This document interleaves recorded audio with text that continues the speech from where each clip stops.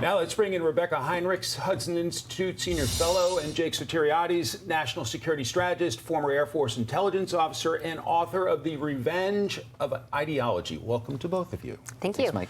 So, Rebecca, is the Iranian regime going to disappoint President Trump once again? I suspect it will. I mean, there is no evidence that the Iran regime, which is essentially being controlled by the IRGC, that this is the radical element of the military. They have been given no indication. They've been tapping the president along.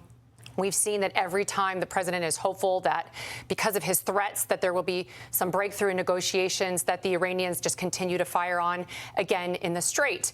I think that we're at a point, Mike, where we really need to get Admiral Cooper, the head of the operations, in front of President Trump to say, look, Mr. President, there are risks in escalating this military conflict, but I can mitigate those risks and give the president those options, because I do think expanding the number of targets, including energy infrastructure, you've got to hit the things that the IRGC does not want us to hit, and that's exactly what it is. I want to play a clip from retired Brigadier General Mark Kimmitt, and then I'll get you to weigh in. Patience is what the Iranians are using against us. They hear about we don't like forever wars. We want to get out of this quickly. We want to get this done quickly. But that's not how you defeat the Iranians. You defeat the Iranians by going patience against patience. If you say we want to get this done quickly, they'll just strap in their seatbelts and say, we win by not losing. We can take the bombing, you'll leave, and we'll have what we want.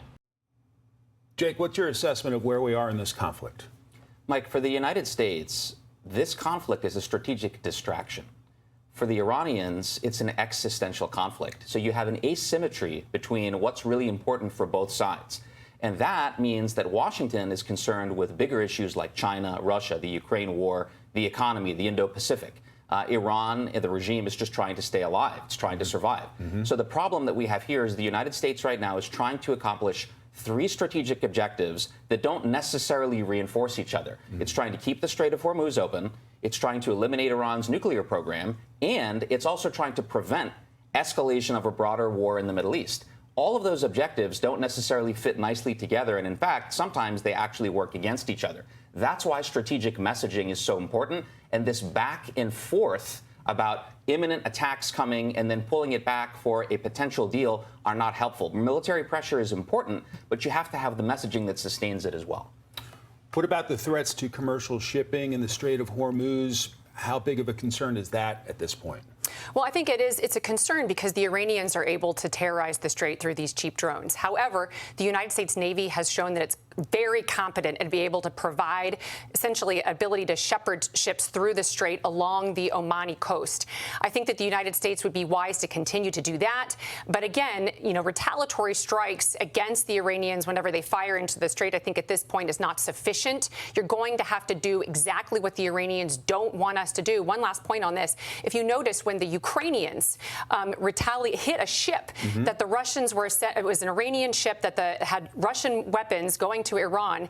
The Iranians did not want to respond against the Ukrainians. Why? Because the Ukrainians are hitting energy infrastructure in Russia. The Iranians do not want the Ukrainians to fire back against their energy infrastructure. That gives the United States a clue that that's exactly what we should credibly threaten to crush against Iran.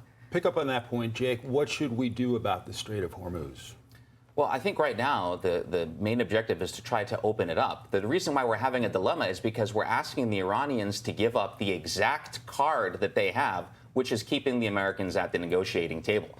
So you have this irreconcilable difference right now about trying to take away the only negotiating card that they have on the table. So the military pressure campaign is going to be important in terms of getting that credibility behind diplomacy. But I don't see any reason why threats of an increased military campaign are going to be any different or yield a different result tomorrow than they have over the last 5 months. And as we approach the midterm elections, I think a lot of Americans are going to be asking themselves, you know, are we better off now than we were back in February as this conflict escalates? And how do we get to some meaningful resolution to this? We're nearly out of time, but I want to ask both of you what your gut tells you in terms of how much longer this conflict will go. Well, my hope is, I want this to be peaceful. I want what the president wants, which is that to end this conflict and get to peace so the strait is opened free for international travel.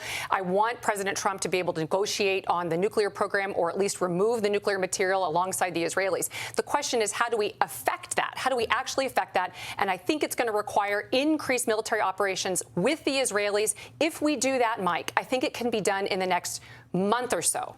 Jake? I think it's really easy to start a war, as we've seen, and if the lessons of the last 20 years have taught us anything, it's that it's very, very difficult to close these things out strategically advantageous to the United States. I think we could see this stretching out into 2027 easily. Jake Sotiriadis, Rebecca Heinrichs, great to see you both. Thanks so much. Thanks, Mike. Be sure to like and subscribe for all the Fox News latest on YouTube and catch full shows streaming now on Fox One.